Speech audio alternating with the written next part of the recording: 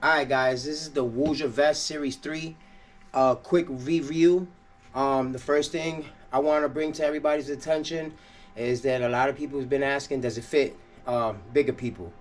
I want to say yes, because you got these straps here that actually are long enough. So if you pay quick attention, if I can, and I don't really like taking these straps off because I'm not big at all, but if I was big, this is how big it'll fit. Like, you can bring these straps all the way up to here. So just getting that out the way, that was the first thing a lot of people asked me, does it fit big people? Since I have two of them, like, if you're bigger than this, then it probably won't fit. Now I'm trying to give you as much angle as I could there, but if you're bigger than this, it might not fit. But that's pretty big. You know what I'm saying? You'll have to be like 600 pounds maybe for this not to fit you. Maybe a little less than that, but I'm over exaggerating. But still, it's you know, the straps do go long enough. That's the first thing I wanted to get out the way.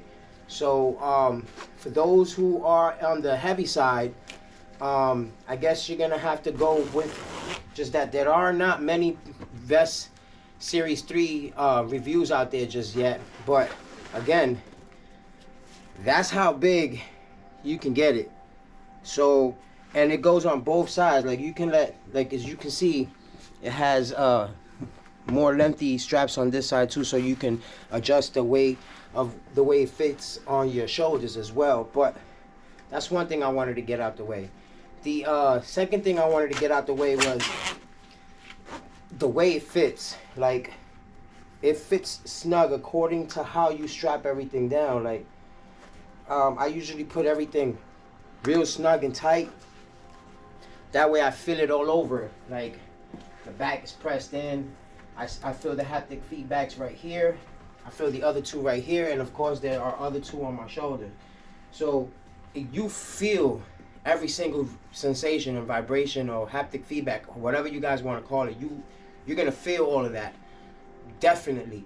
Especially if you're like, and you're immersed in the VR, and you get touched on the backhand side, you're gonna feel this portion of the haptic feedback.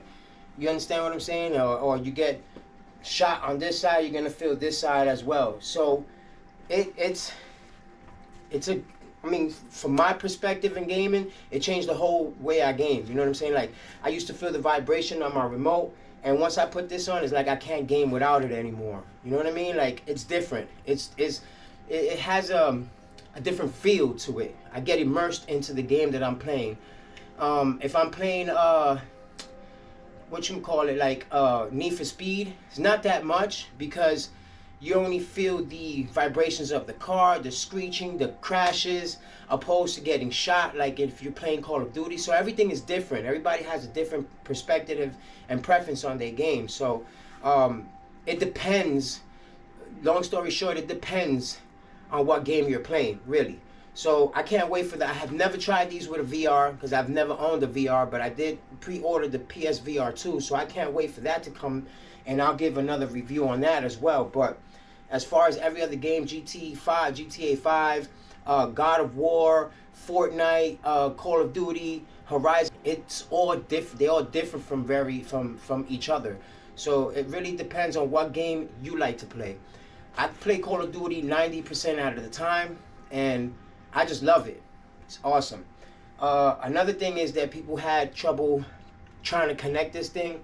So I'm gonna show you real quick how I have it connected. We'll go ahead and power on the vest right now. And once it turns blue, once that green turns into blue, it's paired, right? So right now my TV is asking if I want to connect my Woojer Vest 3 to the TV. So I would say yes, right? I'll come over here and I'll connect my TV to my vest. So now my TV has no sound, which means all the sound's coming to my vest, from the TV onto my vest. I can't stress this enough. There are about 3 ways to connect your Woojer Vest to your PS5. The first way to connect it is, you don't necessarily have to Bluetooth your vest to anything. to listen to what you want to listen to through your PS5. For example, you can turn on your vest, turn on your PlayStation 5, go to your sound settings, and make sure that your remote is set to all audio, not to chat only. They give you the options to whether you want to hear the audio coming out from your TV and still listen to your chat on your remote, and they also give you the option to put everything through the remote in the case that you're wiring a headset to the remote and listening everything through your headset. So in that case, which is option number 1, you want to connect a wire to your remote, then to the input section of your vest, then bring it back out from your headphone section and connect it to your headphones. That's automatically going to work. You're not going to get any kind of latency. It's actually the best way recommended to listen to to use it on your PS5 or whatever console that you're using.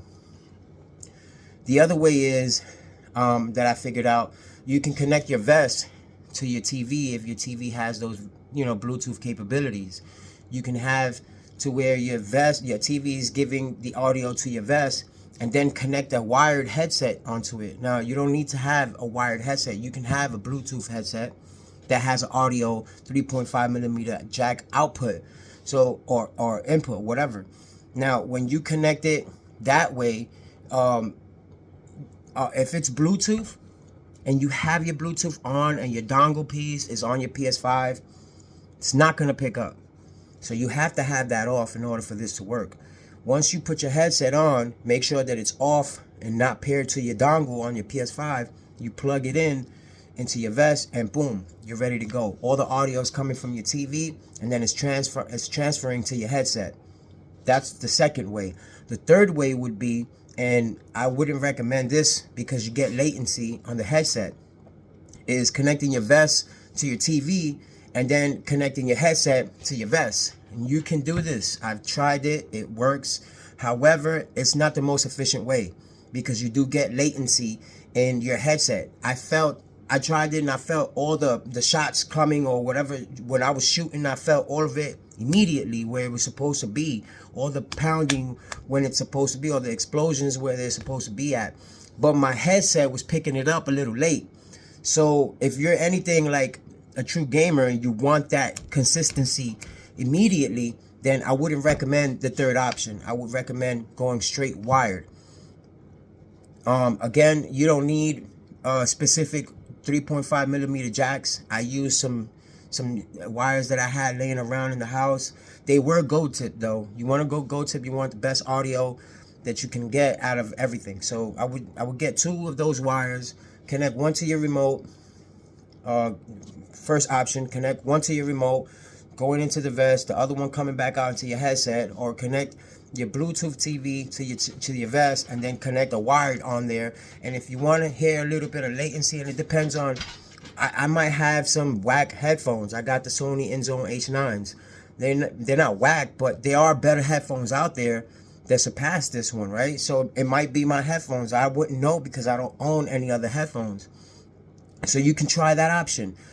The fact of having no wires connected to the vest is a great idea, right? I mean, this is the reason why they embedded the Bluetooth capabilities on the vest in the first place, so you don't have to have any wires connected to it. But in the event that you are getting latency or whatnot, the other best 2 options would be option number 1 and option number 2. So you'll have 2 wires connected to the vest, or you can have 1 wire connected to the vest. In many cases, 2 is better than 1, but in this case, 1 is always better than 2, right? The less wires you have connected to your vest and your headset, the better.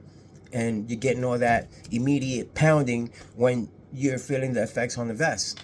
Another thing I did notice on the review was that the Woojer Vest Series 3 has some gaps right here. I'm not sure if you guys can see that.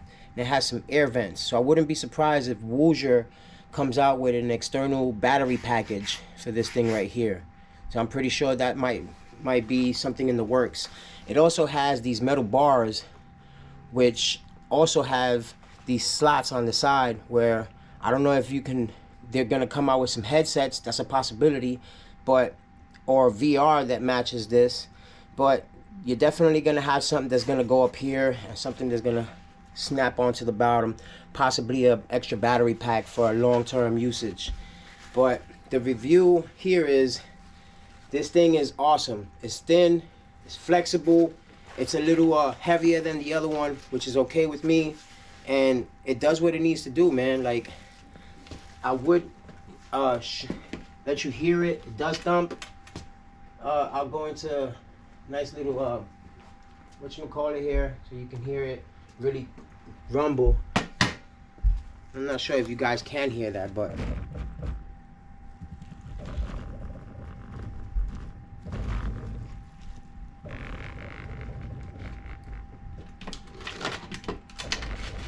put something next to it maybe.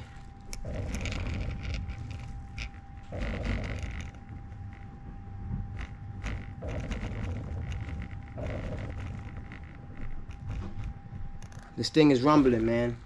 It's shaking the hell out of my hand. But that's my quick review, real quick. Again, I like the way they put the embroiderment right here on the Woojer. Everything's practically made out of rubber. You can see this review or the comparison on both Woojer Vest Series 3 and the Vest Edge on my YouTube channel. And this thing is dope, man. It's awesome. The app that comes with it lets you adjust the latency and stuff like that. So they did it real good. They thought of what players were complaining about. So if you're on the edge of getting this thing, yeah, it costs $400 and something, but that shouldn't. I get it. Some people can't afford it. Maybe you wait until it drops in price. But I wanted to be the first one to get mine up on YouTube, and I had the money for it, and I said, fuck it, I'm jumping out the window with this thing because the Woojer Vest Edge actually lived up to his name. So I knew that this one, having Bluetooth 5.0 capabilities, was going to be even better, even though at the moment right now PlayStation 5 still doesn't support this kind of audio device. I'm still having so much fun with this thing. So if you're still on the edge of getting this one, I advise y'all, take the leap and go get yourself one, man. Thanks.